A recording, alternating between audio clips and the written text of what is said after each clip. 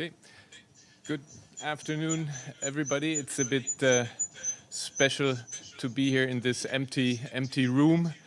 We have the German presidency starting today on the 1st of July, and while it's afternoon, it already has been a very rich day. And to start with the morning, we had for the first time since for almost 3 months, 3.5 months, had a physical meeting of the members of the Security Council. We met this morning in the German house with all the ambassadors, and we had a good informal discussion with our American and Chinese colleague also virtually in there. And the wish was expressed that we go back to the UN premises at a certain moment, hopefully during July, because everybody said it's just much more convenient and much more also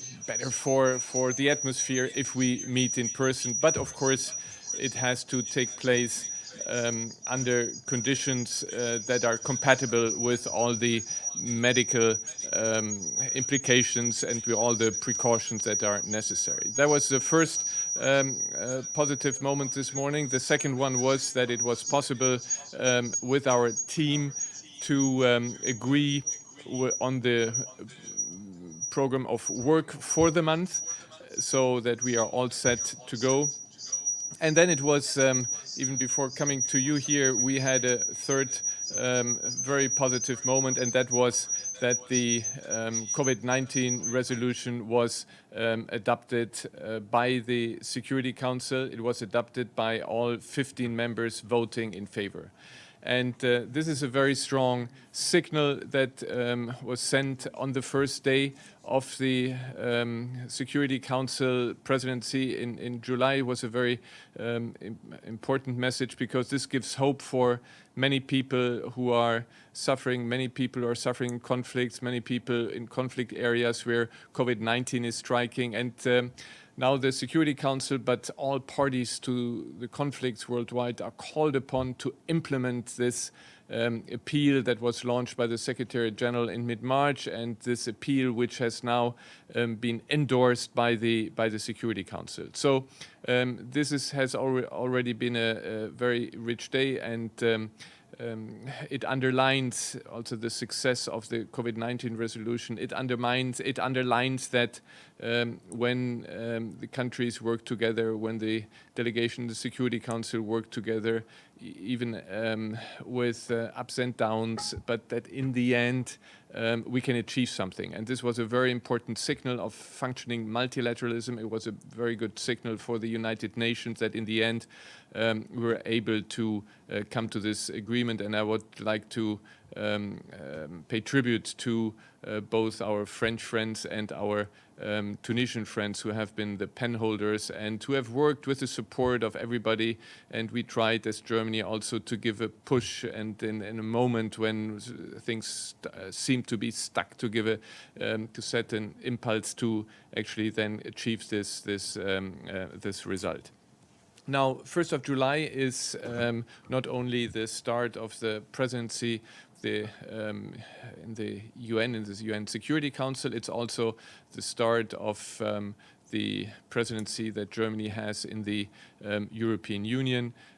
For us, it's a bit symbolic that on the same day, both the Security Council, UN, and the EU, Germany has the presidency, because both organizations are kind of the foundation of German foreign policy, the foundation which symbolizes our efforts to strengthen multilateralism, to strengthen the rules-based international order. So in the German presidency is a presidency which is embedded in the so-called European Spring. We had 3 consecutive presidencies, Estonia, France, and Germany, And these 3 months were characterized through a very close cooperation between the 3 Europeans, and I would like also to add Belgium, that was there before, but the European cooperation in the Security Council was very close, and we take over from the French. Last year we had the German-French presidencies. This year again, Germany and France worked very closely together. And again, it's symbolic that the COVID-19 resolution was put in blue, was agreed upon under the French presidency, and under the German presidency it was adopted, so a very good cooperation. Now, let me come to our program. As I said before, for us multilateralism is very important. That the United Nations function, that the Security Council function is very important, because we believe that there is just no alternative to collective problem solving for the many challenges that we have. So our leitmotif, if you allow me to say so, will be to defend the rules-based international order and to work constructively together with the other delegations to peacefully prevent and resolve conflicts and to take a comprehensive view of security. So this leitmotif translates into our program. We want to look at all the conflicts that we have, the conflicts, the different missions, operations, themes that are on the agenda, to take a look from a perspective of multilateralism to see how we can resolve the issues together. And on the agenda will be issues like Libya. Will be Syria on the agenda. We have Colombia and we have Yemen on the agenda, as well as developments in the Middle East and in Western Africa. In all of this, we want to put the people at the center. We already do this, of course, with the COVID-19 pandemic. We have the resolution, which is a basis for continued action, and we will start tomorrow our presidency with actually having a debate in the Security Council about pandemics and its repercussions on security, and our foreign minister will participate together with many other foreign ministers and the Secretary General of the United Nations, with whom we cooperate very, very closely. And I'd like to at this stage also thank him and appreciate the very close involvement, the very close cooperation that he has with the Security Council and also with us, with Germany. So we have, again, if we put the people at the center, a second very important agenda item next week, and this is the so-called cross-border resolution. Until the 10th of July, the Security Council has to extend the resolution that allows humanitarian aid to go into the north of Syria. And we see that there are millions of people dependent on this UN help, and we'll do everything to see to it that this help will continue, and the cross-border resolution, which allows for the opening of the borders to have aid come in to northern Syria. So we will have again, having people in the center. We'll have an open debate with our Minister of Defense participating on peacekeeping and human rights, because we believe that it's extremely important that peacekeeping operation in their work always keep in mind the importance of human rights, that they protect human rights, that also in their operations always behave according to what the respect for human rights calls for. Then we will come back to a topic that was high on our agenda when we had our first presidency. That was in April of 2019. At that time, we adopted Resolution 2467. The Security Council adopted Resolution 2467 on sexual violence in conflict, a topic that unfortunately is a topic that remains very high on the agenda because sexual violence is used regularly as instrument in warfare, and therefore we have to look at it. We have to see what has happened since last year, and we want to concentrate on the issue of accountability. And one item I still want to mention from our program of work, and this is climate and security. We know the Secretary General has made this the climate change major theme. It was a major theme of last year's high-level week. We see that climate change continues, and we want to look particular at the repercussions of climate change on security. We see this all over the world. We see this in Afghanistan. We see it in the Sudan. We see it in the Great Lakes. We see it on the Lake Chad. We see it also in Haiti. So worldwide, climate change has repercussions on security, and we want to put this onto the agenda. When we were actually discussing it with the other countries in the Security Council, we were positively surprised at how many countries were actually very supportive for this issue. And we have now an initiative by 10 countries to bring it on the agenda, and this is what we'll do during this month. So these are the main issues that we'll have on our agenda during this month. Of course, we will be open for suggestions by member states. We of course have to react if events warrant this, but we count on the first day. We count on the fact that it was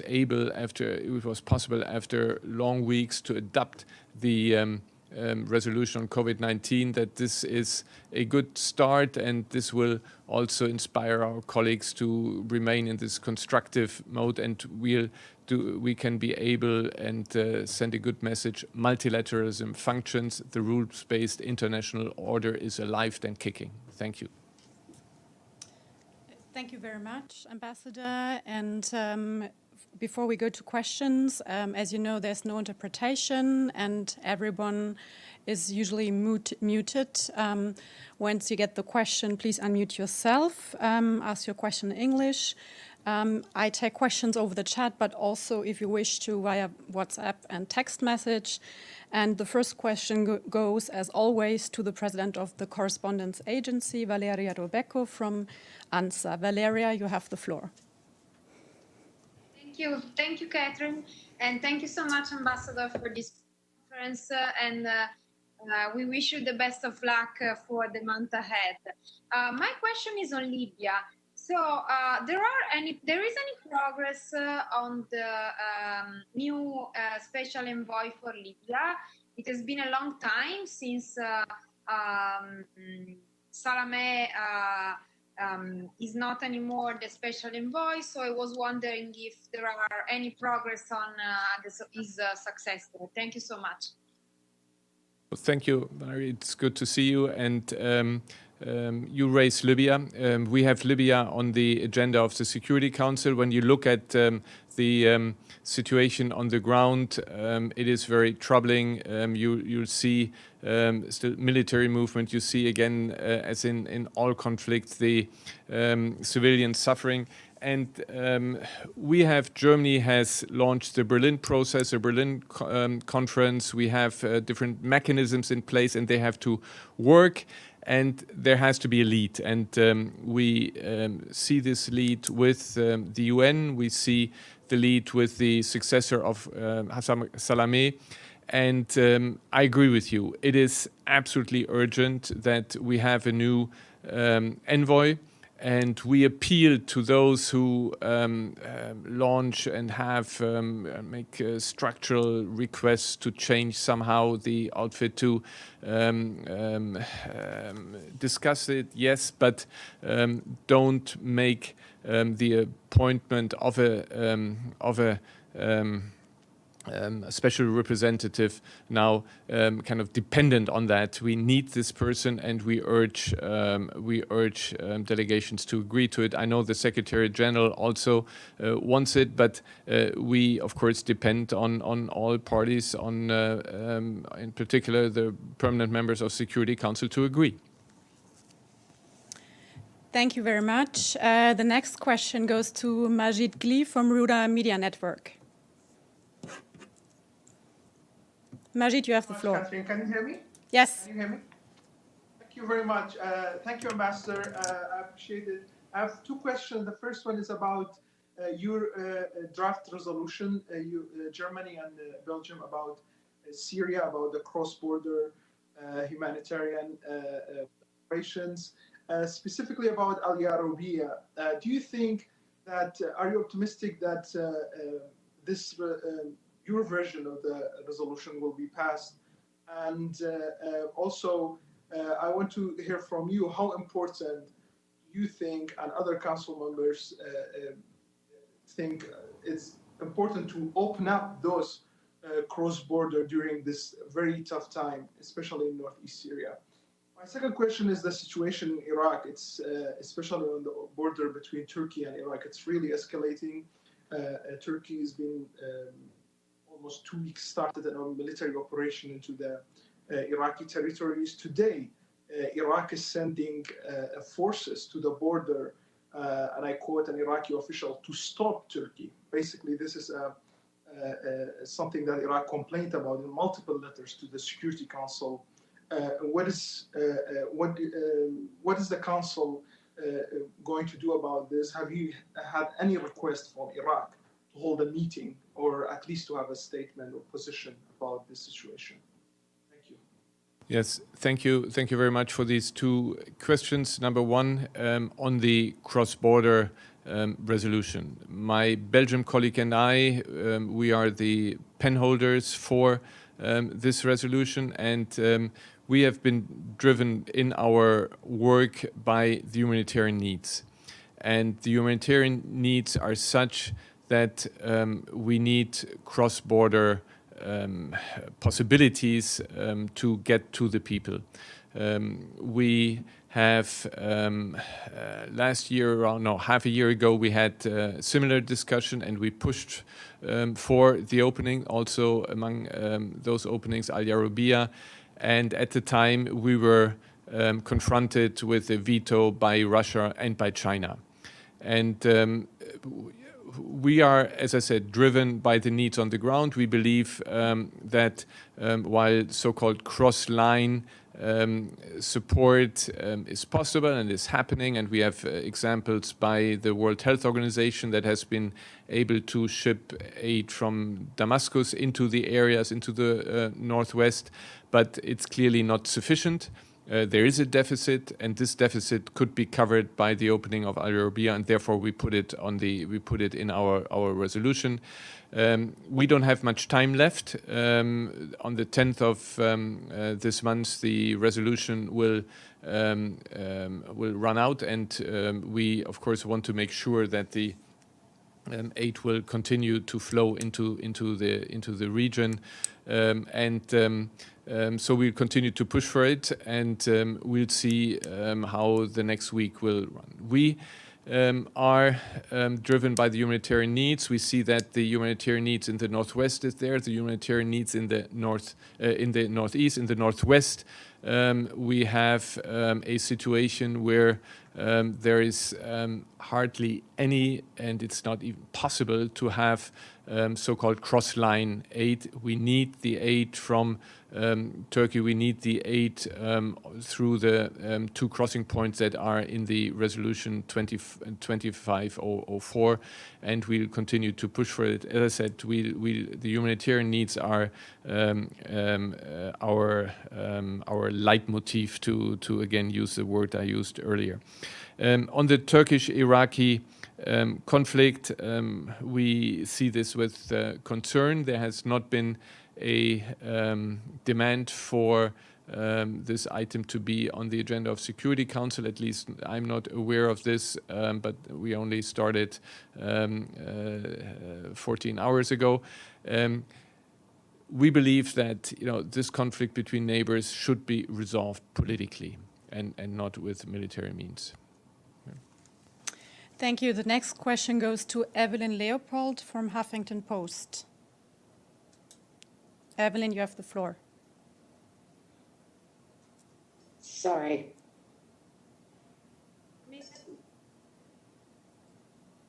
Can you hear me? We can hear you, yes. Okay, very good. Ambassador, how do you see the Iran controversy playing out in the fall or earlier? Can the United States succeed in a snapback procedure? Will the arms embargo be dropped? Danke, Herr Botschafter. Well, normally from a short question, I expect an easy question. Evelyn, you followed the debate yesterday.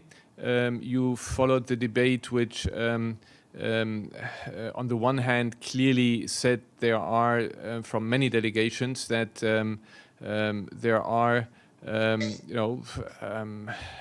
dangers involved and linked to Iranian policy. As the European Union, we have extended the arms embargo is extended anyway until 2023. But you also heard from many delegations when it comes to the question of the prolongation. You had the clearly pointing to the fact that 2231 is a resolution that encompasses many aspects, and the fact that the US has left the JCPOA was not helpful to get a common view in the Security Council to support what the US is trying to do. We had the debate yesterday, and everyone will draw conclusions from this. You also had some delegations saying very clearly that a snapback mechanism will cannot take place. We will follow this, and as a presidency, of course, we will have a special look on what is coming up and what delegations want to do. Thank you very much. And next one would be Maria Kanova from TASS. Maria, you have the floor, please. Thank you, Catherine, and thank you, Ambassador, for this briefing. Actually, I have a follow-up question on Iran, because I also followed closely yesterday's meeting, and I couldn't understand the position of E3 countries, which you represented as well. The position which said that you're concerned about the lifting of arms embargo, but at the same time you're against the possibility of reunions. So could you just be more specific, and what does it mean? Does it mean you support the resolution on prolongation of arms embargo?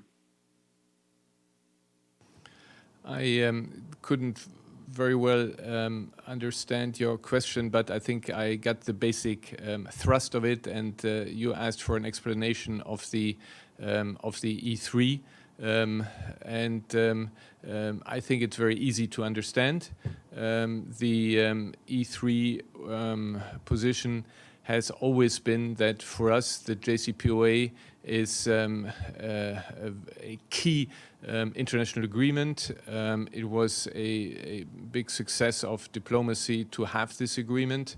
We were very happy when Resolution 2231 was then agreed upon and endorsed and supported the JCPOA. We believe until today that the full implementation of Resolution 2231 is the key to success and the key to resolve the issue of the nuclear program of Iran. So this is number one. Number two, we believe that Iran is not playing a constructive role in the region. I mentioned yesterday also the massive human rights violations that are happening in Iran. And I also said that for us, it is not a good idea actually to have Iran now getting weapons, trading weapons all over the place. So for us, it would be important if it was possible to extend this, the arms embargo, and we are ready to work also with other partners in the who's signatories of the JCPOA and the international community to see that this can actually be achieved. Thank you. Benny Avni from New York Post is the next one. Benny, you have the floor, please. Thank you. A couple of questions. First of all, to follow up on the Iran business. So, I mean, the European Union is not really the major suppliers of arms to Iran. Russia and China are poised to be. So, isn't it, if you feel that want to extend the embargo, isn't it imperative for the Security Council to pass a resolution? And also, do you expect Russia and China to veto such a resolution?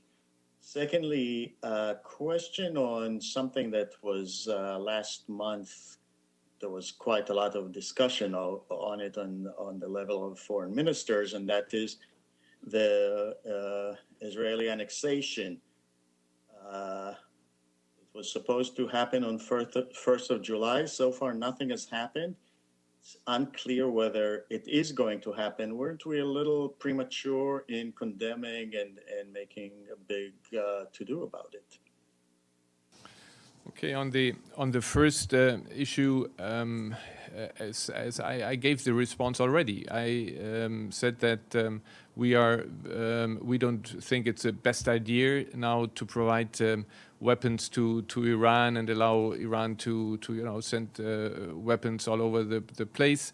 There are still some resolutions in place which actually forbid Iran to prevent Iran from giving weapons to non-state actors in the region. You also heard very clearly what China and Russia said about the extension of the arms embargo, and therefore I think there is no alternative but to see to it that we talk to the countries and the JCPOA member states talk to each other and see how we can find ways to accomplish what, at least from the European view, should actually be achieved, and that is that other countries, other regions, other organizations also copy the European Union, which continues to have an arms embargo in place. Now, on the Israeli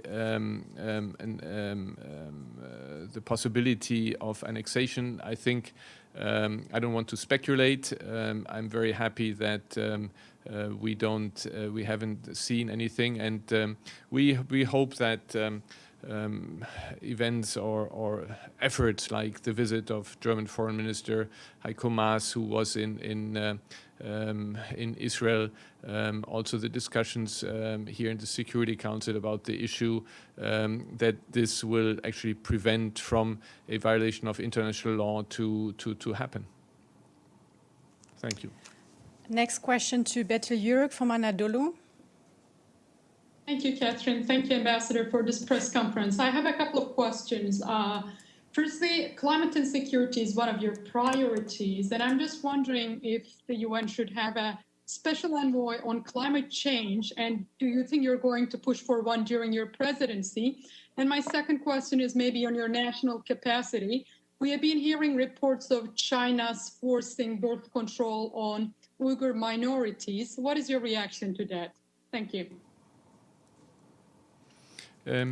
On climate and security, there is already not only a special envoy on climate change. We have the climate office in Bonn, and I think the undersecretary in charge. So climate change is well established with the UNFCCC in the UN system. What we are looking for, what the 10 countries that took the initiative look for, is actually to have a special envoy who looks specifically at climate change and security. Because we see worldwide that climate change as a phenomenon, of course, is happening and has to be, we have to do something there with the reduction of carbon emissions, etc.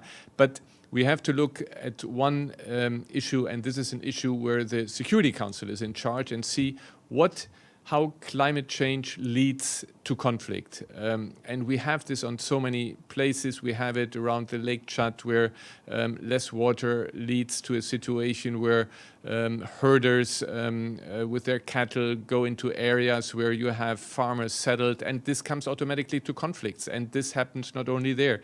And we need to put a special emphasis on this, that we have early warning, that the UN is informed about this, what is happening, that the UN Security Council can actually do something before in mediation, and also looking at possible origins of conflict and have early action on this one. So on China, we have asked for a long time that the High Commissioner for Human Rights, that Ms. Bachelet, be allowed to visit Xinjiang and look at the fate of the Uyghurs and look at the so-called detention camps there. I think it's very important. We are a human rights, we are a value-driven country. The UN has the Universal Declaration for Human Rights as its basis, and we have to see that what is enshrined there is also implemented through all the membership. Thank you very much. And the next question goes to Gloria. Gloria Kins, you have the floor, please. Ambassador, all over the world, from rape violations, whatever the reason, even the military, or even in some of the really rural countries, family are raping the children. But is there any way to make those fathers pay the bill for the rest of their lives? The women have to take care of these babies if there's one that emanates. But what about the fathers legally being responsible and helping pay the bill and take care of these children? The issue that you raise is an issue that has not been enough on the agenda of the UN, of the Security Council, and with our resolution 2467, where we look at sexual violence in conflict, we wanted to put also the phenomenon that you mentioned, the phenomenon that you have so many instances all over the world where you have sexual violence against women, against men, against boys, and that this is on the agenda, that we bring it out of the dark, and when we now have it on the agenda on the 24th of this month, we want to look exactly of what you asked for, and this is accountability. People cannot get away when they violate basic human rights, and we have to take a look at that issue. Thank you very much. And next one would be Iftikhar Ali from AP Pakistan. You have the floor, please. Yes, can you hear me? Yes, very well. Thanks. Ambassador, thank you very much for this briefing.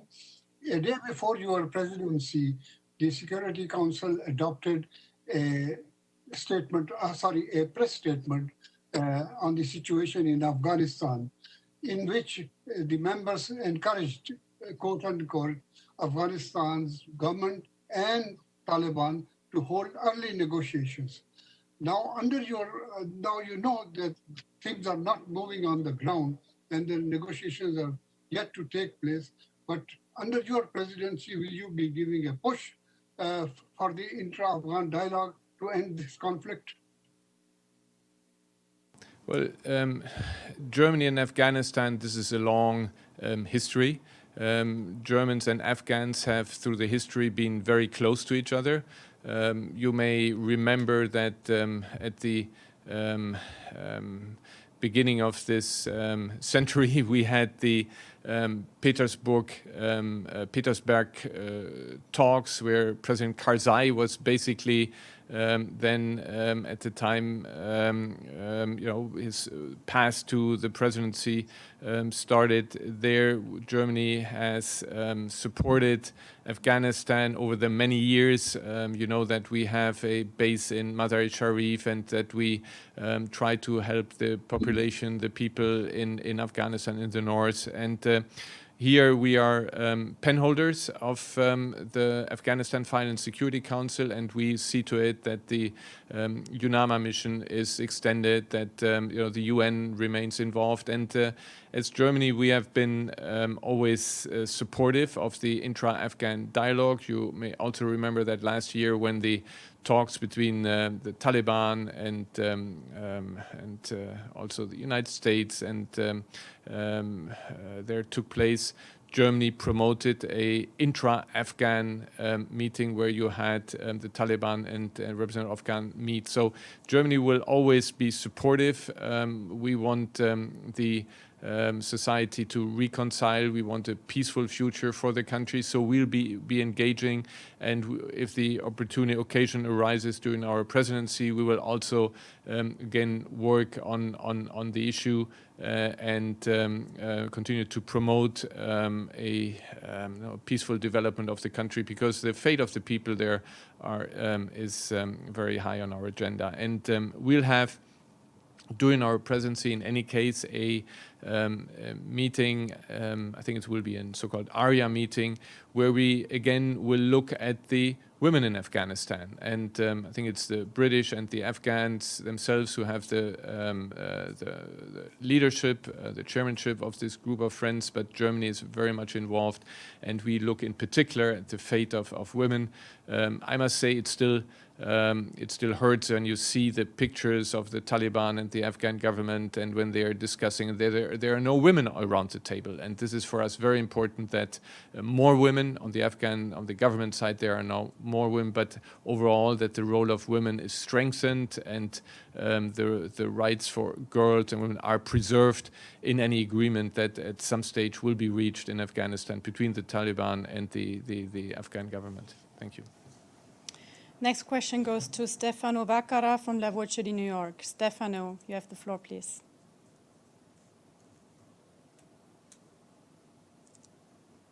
Stefano, are you there?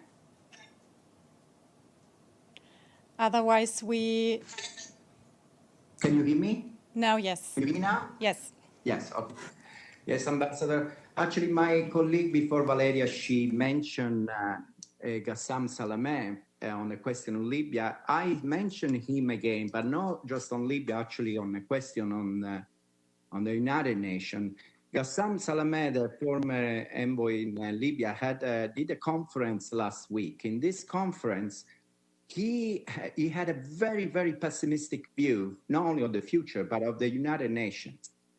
He said that the United Nations is not doing its job for what it was born. He said that yes, climate change, gender equality are all important issues, but the main issue of the United Nations should be security, peace, how to prevent conflict. So he accused, practically, he said that the United Nations is not doing this enough. And I also had no good words for Europeans. They say, he mentioned also Germany, and not only Germany, Italy, France, Great Britain. They missed an opportunity in Libya.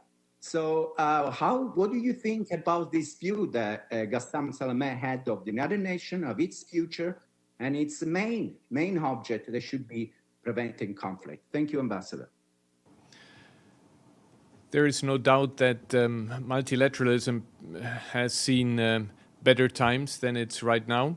But I would agree also with Hassan Salameh when I see the conflict in Libya continuing, when I see how the people are suffering in Yemen, how I see that the conflict in Syria has not ended and the suffering is even getting worse, and the fact that we have to discuss even discuss among Security Council members how to get humanitarian aid into the country, which actually should be a given. There should be nobody actually questioning that we get more as much as possible humanitarian aid into the country. So I agree with the analysis, but what is the consequence? You can say, okay, that's it, and we give up, and we go back to, I don't know, times prior to the UN or, times prior to the League of Nations. No, this is not the alternative. I think we have to go every day here at the UN. Every member of Security Council has the obligation to come to the job, do his or her job, and see to it that we come to a result. I think the fact that we got this COVID-19 resolution is something which is important. But let me underline one thing, and this is, for me, this is key. Yes, we all have from member states saying, in particular, now with the 75th anniversary, that the United Nations are important and the Charter is important. What we need is that all member states actually adhere to the resolutions, the General Assembly resolutions, but in particular to the Security Council resolution, that binding international law is actually, in fact, binding for everybody. But if you start to see that, you have a sanctions regime to come back to Libya, which doesn't allow weapons or mercenaries to get into the country, and you see countries openly violating this. This is something where I think we have to first raise the issue, and number two, we have to work very hard to combat this. I mean, the frustration, yes, but the frustration must not lead to a situation where we give up. We have to fight for it. We have to get up every day, and Germany will try to do that during the presidency, get every day up and see how can we do something so that we see that conflicts maybe are resolved, that the suffering of people is ending. Thank you. Next one, James Bays from Al Jazeera, please. James. Ambassador, congratulations on the start of your presidency. I want to ask you about an issue that's not on the Security Council agenda, but clearly is an important news story as we speak right now, and that's the new security law in Hong Kong. A few hours ago, the Chinese ambassador here at the UN told a group of reporters that it was a purely internal matter, and yet there is a joint declaration, a treaty deposited at the UN that the UK says has been breached. In your view, and you may have to speak in the national capacity, I understand, do you think this is an issue for the Security Council? Should the Security Council meet and discuss the situation? Well, as you know, the Security Council has discussed the situation. It was under any other business in the Security Council. I speak today as the president of the Security Council, and I can only echo what I said as a response to the previous questioner, and that is. For us, we have a rules-based international order. We believe that agreements that have been entered into have to be implemented, and this also regards the basis for Hong Kong, which was the agreement between Great Britain and China, and this has to be implemented. Ali Barada from France 24, please. Thank you, Ambassador. It seems that you managed to have a nice haircut during the pandemic. But my question is just a quick follow-up on yesterday's meeting. You said you aligned yourself, among other countries, with China. And can you please give us clarification about this?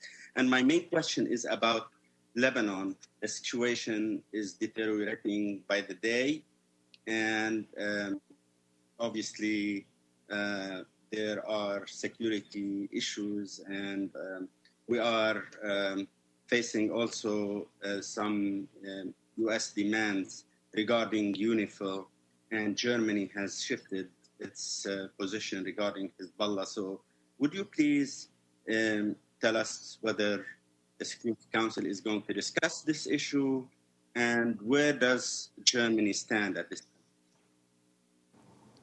First, let me return the remark about the haircut. I got it after the opening. I don't know when you got yours, but any case, on what I said yesterday, I aligned myself with a Chinese colleague, what he said about the snapback mechanism. On Lebanon, yes, we are concerned. You know that Germany has been since, I think, 2006, participating in UNIFIL. We believe UNIFIL plays a very important role. We are at the maritime component, but there's of course the very important land component. We believe that UNIFIL plays an important role. We are aware of the limitations that the mandate offers to UNIFIL, but we believe that the presence of UNIFIL in the country is very important. I don't want to speculate here on internal matters, on developments in Lebanon. We clearly see that the economic situation is bad. We clearly see that the political system is a very complicated one, and a very complicated one which in good times makes it difficult to find solutions for a government formation. We have witnessed how long it took every time to get a new government. We can only say that what is enshrined in the UN Charter, governments have to do, and the Universal Declaration of Human Rights, governments have the obligation to do everything for the population so that they prosper. And I think that we hope that the different forces in Lebanon get together to look at the overall well-being of the population in the country. Edi Leder from AP, please. Thank you very much, Mr. Ambassador. I'd like to follow up on Stefano's question about Ghassan Salame. What is the response to his recent comments in which he said, quote, "The majority of the Security Council," close quote, supported the attack on Tripoli by General Hifter in April 2019, and his accusation that members of the Security Council, quote, "stabbed him in the back," close quote, and violated their own arms embargo, shipping military hardware and mercenaries to Libya. Thank you.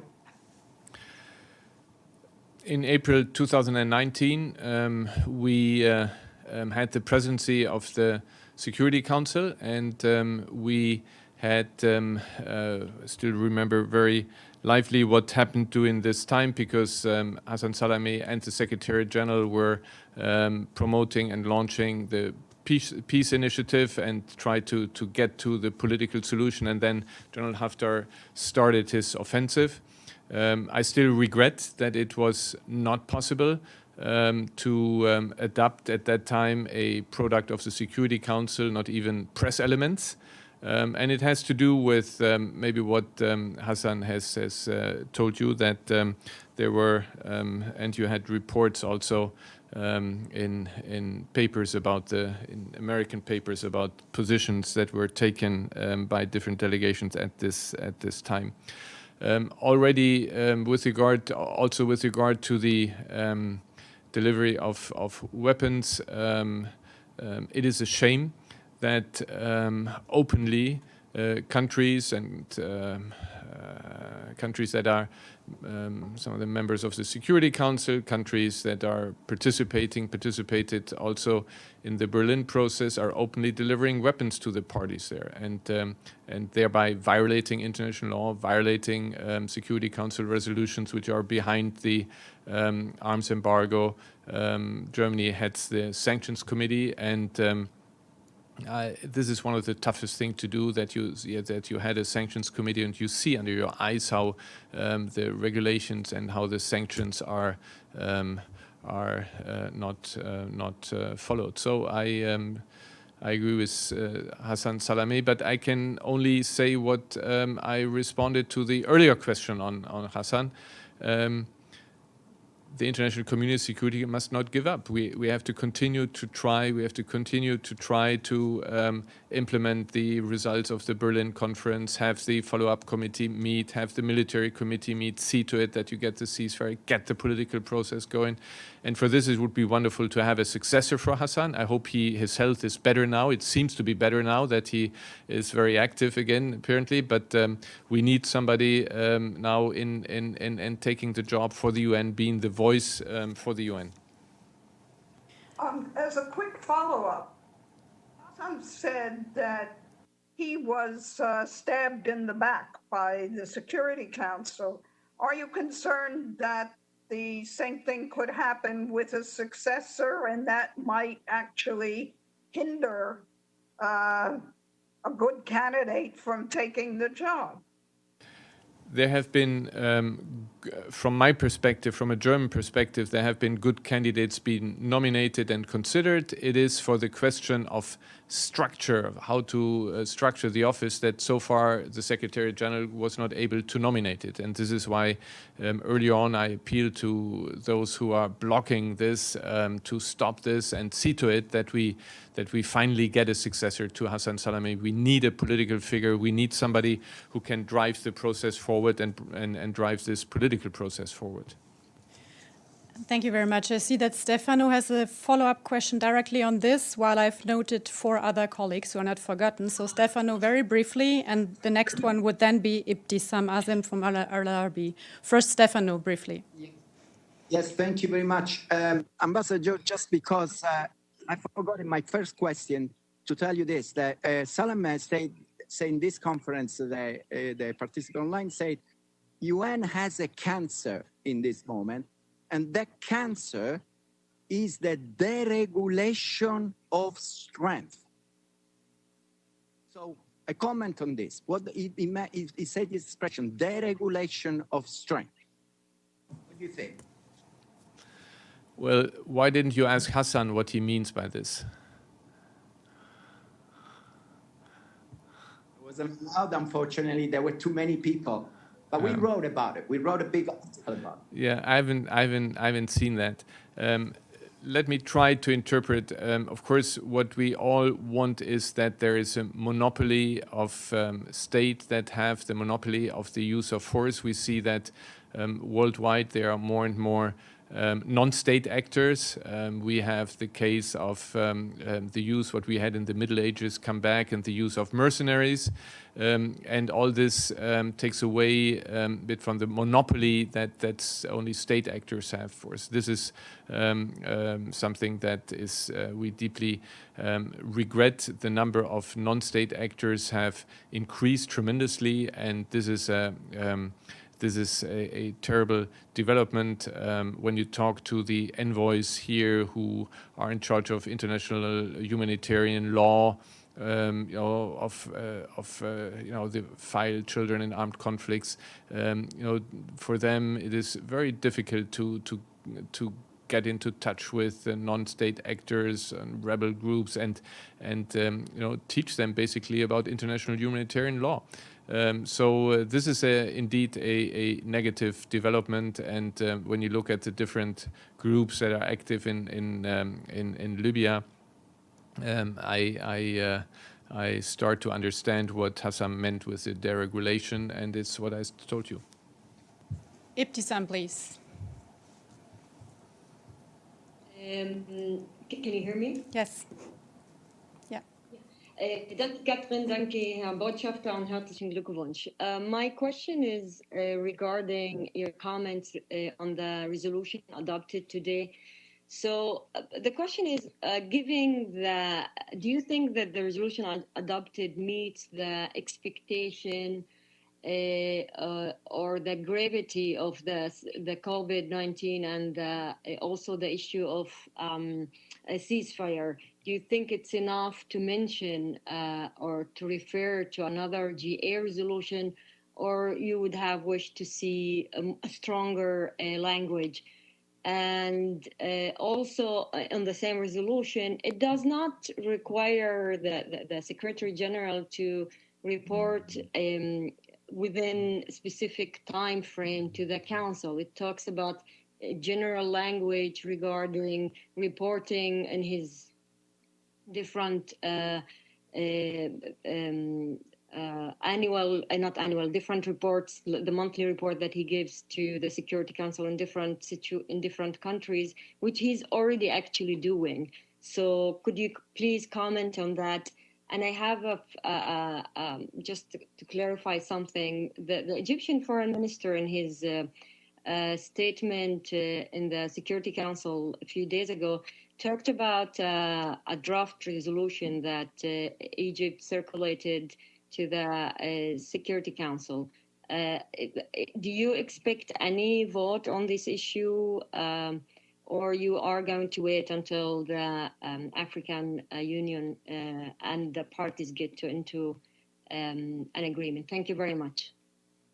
Yes, to come back to the resolution, I think what we need to do is look at the core of the resolution. The core of the resolution, and this was the idea from the very beginning, one that also we have always underlined in all our efforts to get this on the agenda, is the following. The Secretary General made his appeal for a humanitarian worldwide ceasefire. And for the Secretary General to make this appeal, this is very important. But what we had promoted from the very beginning is that the Security Council, and actually the Secretary General had asked the Security Council to do that, to adopt a Security Council resolution. Why is this? Because the political appeal by the Secretary General is, since today, backed by a resolution which is legally binding, and therefore puts more pressure on the parties, on all parties to armed conflict, and this is the key. And it's now for the Security Council, it's now for all these parties of armed conflicts to implement it, and they can be asked to implement it, and they can be it can be pointed to the Security Council's resolution, which is legally binding for each and every of this party. Now, what you say that in the Security Council, it is not meant, it's only referring to the resolution of a General Assembly. Now, the debate was long, should this resolution also mention and highlight the importance of the World Health Organization? And the World Health Organization, also for Germany, is key to combat the pandemic, but it is, from our view, not key for to actually endorse the call for a ceasefire. So all the efforts during the last weeks and months were to see how do we have those who want to have the World Health Organizations mentioned, how are they covered in the resolution, and those who don't want to. And so in the end, the solution was to refer to the resolution of the General Assembly where the World Health Organization is mentioned. And with regard to the reports of the Secretary General, yes, of course, he can be asked for to do a report every month or regularly, etc. But again, this is the reports are not that they are important, but what is important is that action happens, and we have seen this during the last month. Every presidency of Security Council has put it on the agenda. The Secretary General has reported about it, and he will do tomorrow again. The German presidency has put COVID-19 and security on the agenda, and the Secretary General will report about it. And I'm sure that he will continue to follow, and as he follows these items very closely, and to report to the Security Council. The members of Security Council always have the possibility to ask him about it in our regular lunches, and so it will remain on the agenda. Now, on Gerd, on what the Egyptian foreign minister said, what Egyptian had provided for, it was very clear from the debate we had that now the eyes are basically on the AU promoted process, that the three parties are asked to work together to come to a solution. The political solution is in the center, and a resolution was mentioned, but this is nothing that is actively being worked on right now. The focus is on the negotiation process, and we want that the parties come to an agreement. Next question goes to Philippe Ratter, Agence France Presse. Thank you, Catherine. Thank you, Ambassador. Two questions, if I may, very quick. On the cross-border, do you have now a clear view of the Russian position concerning your draft? And second question, on the US draft on the arms embargo, do you expect a vote in July? Thank you.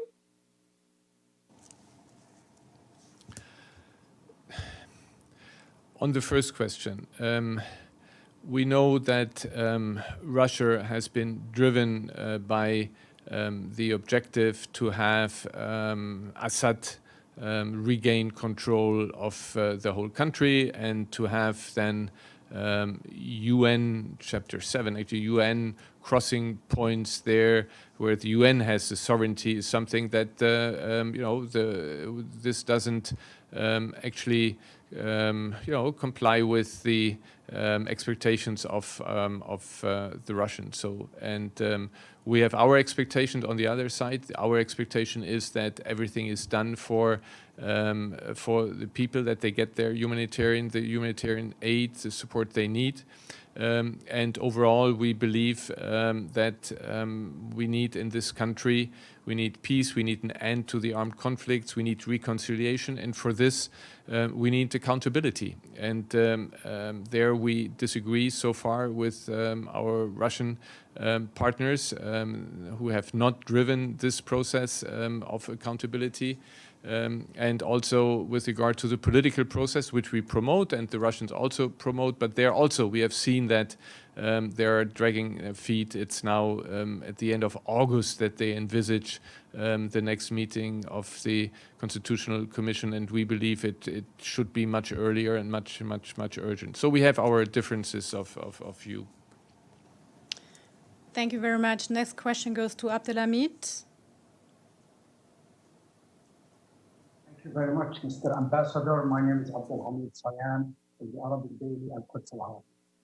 I'm asking you this question in your capacity as the Ambassador of Germany.